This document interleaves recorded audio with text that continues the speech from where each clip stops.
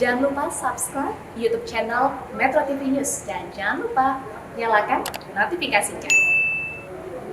Kebijakan PSBB membuat pergerakan dan aktivitas sehari-hari menjadi dibatasi, bahkan sepenuhnya mungkin harus dilakukan di rumah. Namun terlalu lama berada di rumah juga bisa memicu stres yang dikhawatirkan berimbas kepada pola makan yang menyimpang. Menjalani aktivitas dari rumah seperti bekerja ataupun sekolah selama masa PSBB tentunya akan menyebabkan perubahan pada diri termasuk kebiasaan makan. Di awal PSBB mungkin sebagian besar terdorong untuk mengkonsumsi makanan sehat dan bergizi untuk menjaga imunitas atau kekebalan tubuh dari kemungkinan penularan COVID-19. Namun memelihara konsistensi untuk menjaga pola makan yang baik juga diperlukan upaya.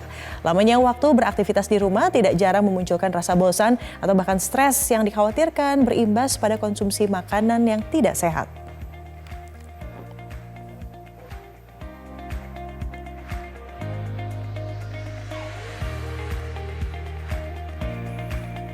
Pertanyaannya, bagaimanakah sebaiknya agar kita tetap bisa konsisten menjaga pola makan selama masa PSBB dan menghindari konsumsi makanan yang tidak sehat agar tentunya berat badan tetap terjaga. Sudah bergabung di studio Metro TV melalui sambungan Skype ahli gizi Winda Ekayanti. Halo Mbak Winda, selamat pagi. Selamat pagi Mbak Widya.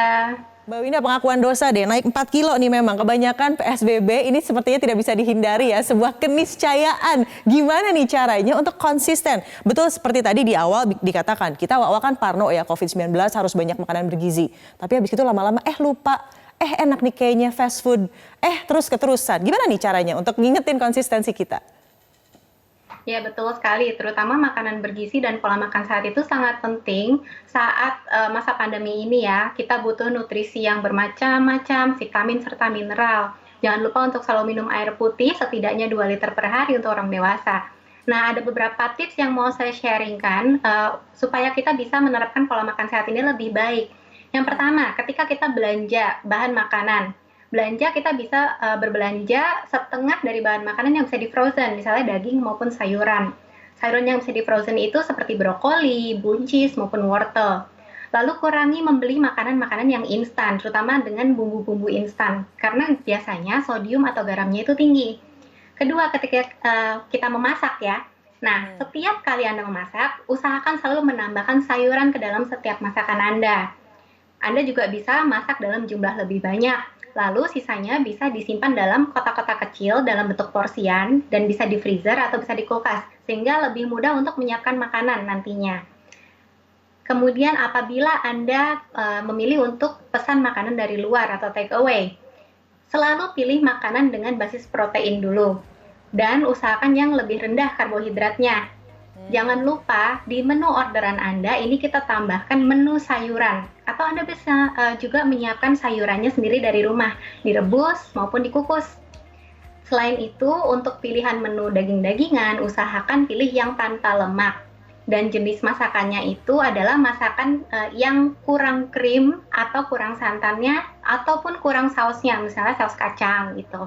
Nah, jenis masakannya ingetin deh semuanya nih. Betul.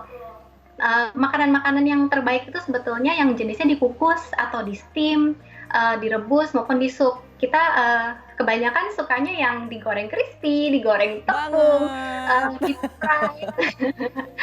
Dan menerapkan pola makan sehat itu sangat penting. Kita mengatur jam makannya, ini yang baik itu bisa membantu kita untuk mengurangi craving atau ngidam. Dan coba hindari untuk makan larut malam ataupun makannya tepat sebelum tidur. Karena jumlah kalori yang sangat tinggi ketika kita tidur tidak dipakai itu bisa jadi lemak di tubuh. Oke, Mbak Winda, jadi kan saya pernah baca sebuah literatur begitu ya, kalau kita craving atau tiba-tiba pengen makanan yang manis, berarti itu sebetulnya ada tanda tubuh kita butuh apa. Tiba-tiba craving makanan yang asin, itu sebetulnya tubuh itu sinyal kan ya, tubuh kita tuh butuh apa. Nah, kalau nih kaum rebahan nih, saya yakin yang menyaksikan juga banyak yang rebahan di rumah, harus apa yang dikurangi, justru harus apa yang ditambah dari segi asupan gizi? Nah, kalau craving itu biasanya karena kadar gula yang tinggi ataupun kadar garam yang tinggi. Itu seperti orang kecanduan ya, pengen yang manis-manis atau asin-asin. Kita bisa ngakalin dengan membuat sendiri cemilan yang sehat di rumah. Misalnya, kita buat jelly atau agar-agar dengan buah potong, atau frozen yogurt, beli yogurt di supermarket, lalu kita buat seperti ice lollipop atau seperti ice froyo. Kemudian untuk anak-anak mungkin juga bisa buah-buahannya dilapis dengan coklat. Atau yang simple, misalnya ubi panggang, pisang kukus, rebus-rebusan kacang, atau snack-snack yang bisa di oven daripada yang digoreng kering, misalnya kentang wedges, lalu dibuatkan saus homemade, misalnya saus dengan tomat atau saus labu kuning dengan kacang merah. Nah, kemudian sebisa mungkin ketika Anda ada di kantor atau di rumah, mengganti cemilan Anda dengan buah-buahan. Karena untuk yang rasa manis bisa diganti dengan buah-buahan, sedangkan kalau yang asin bisa dengan yang kukus-kukusan atau yang snack oven tadi. Kalau saya juga lihat banyak sekali orang yang suka dengan minuman kekinian ya, misalnya boba atau es kopi. Betul sekali. Nah, Belum lagi kedai kopi yang sekarang menyediakan 1 liter di rumah, ditaruh di kulkas ketika kapanpun kita pingin tinggal dituang gitu ya. Sementara sebetulnya tahu dong itu kadar gula dan carbsnya berapa banyak, Mbak Winda. Nah, minuman-minuman ini kan kita bisa request, biasanya bisa minta gulanya 50% saja. Itu yang bisa kita lakukan. Terus atau Anda bisa mengganti dengan minum-minuman seperti air putih yang dikasih buah-buahan atau herbal, jadi seperti infused water atau teh herbal yang tanpa gula. Itu juga bisa membantu memenuhi kebutuhan cairan kita tanpa kalori yang terlalu tinggi.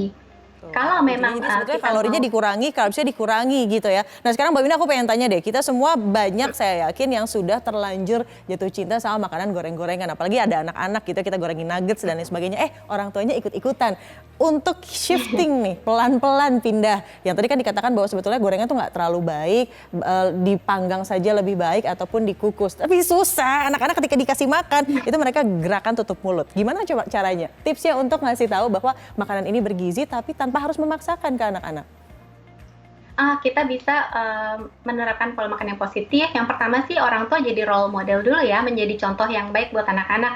Kalau memang kita terbiasa untuk membiasakan diri dan juga di rumah anak-anak ini untuk makan makanan yang sehat dengan bahan-bahan makanan yang sehat, tentu anak-anak bisa mencontoh. Kemudian kita juga bisa dengan si kecil menyiapkan makanan bersama-sama. Biasanya ada segi fun-nya di sana. Mereka ikut menyiapkan bahan makanan, ikut membantu ibu atau bapak memasak di rumah. Kemudian mereka pasti akan lebih menghargai karena itu hasil jerih payah mereka juga. Jadi apa yang mereka masak bersama itu bisa dinikmati bersama. Itu salah satu tips untuk anak-anak juga. Nah, biasanya anak-anak kecil ini suka sekali dengan makanan kemasan. Nah, orang tua juga bisa lebih jeli dengan bisa lebih jeli untuk memilih tipe makanan kemasan apa yang dibeli atau disiapkan di rumah. Misalnya ini kita membaca label kemasan. Jadi setiap produk itu ada label kemasan di balik produknya ya. Nah, pilihlah snack-snack, makanan maupun minuman yang gulanya itu kurang dari 15 gram per 100 gram produk. Kemudian jadi nggak boleh dikurangi, dicatat gulanya tidak boleh lebih dari 15 gram. Ya, itu idealnya. Snack yang baik itu idealnya gulanya itu tidak lebih dari 15 gram per 100 gram. Kemudian total lemak jenuhnya ini tidak lebih dari 3 gram per 100 gram produk. Itu untuk makanan kemasan. Oke, jadi dihitung ya 100 gram tuh intinya tadi si gulanya yang pasti kalau idealnya loh ya. Nah, batas toleransi untuk kan namanya juga makanan sehat, bosen dong ya. Ini 7 bulan apalagi udah pandemi tetap pengen craving makanan-makanan yang junk food atau mungkin di akhir pekan batas toleransinya itu seperti apa sih Mbak Winda untuk makanan-makanan junk food ini? Nah, untuk junk food itu kita katakan makanan yang jarang-jarang. Jadi mungkin seminggu sekali aja kita sedang pergi makan keluar untuk makan junk food. Kalau untuk snack, cemilan itu tidak lebih dari 2 porsi ya. Kita coba untuk anak-anak itu biasanya tidak lebih dari 1 porsi. Tapi untuk orang dewasa mungkin bisa tidak lebih dari 2 porsi. Nah, jadi porsinya itu misalnya 1 gelas minuman kekinian tadi yang saya sebutin sebelumnya, ya. Terus atau kalau yang deep fry mungkin tidak lebih dari 1 porsi. Di Indonesia porsian makanan ini nggak terlalu besar untungnya, jadi kita masih bisa hitung per porsinya. Tapi kalau makanan yang kemasan, kita bisa melihat dari takaran sajinya. Dalam satu kemasan itu biasanya tidak selalu satu kemasan satu takaran saji, tapi satu kemasan mungkin tiga takaran saji. Jadi kita makannya mungkin bisa bagi bertiga, sama kakak sama ade harus sharing. Oke, jadi malah makin menghemat ya. Tapi yang pasti kalau sudah dibatasi ya, kalau dewasa 1 hari dalam 2 kali cemilan begitu, tidak boleh lebih. Jadi kalau udah martabak jangan lanjut ya, makanan boba, minuman, gorengan dan lain sebagainya. Reminder juga untuk saya, terima kasih Mbak Winda sudah berbagi tips pakar gizi yang sudah bergabung di Selamat Pagi Indonesia. Sehat selalu Mbak Winda. Dan pemirsa, Selamat Pagi Indonesia masih akan berlanjut bersama Robert Haryanto sesaat lagi. Tetaplah bersama kami di Metro TV. Jangan lupa protokol kesehatan.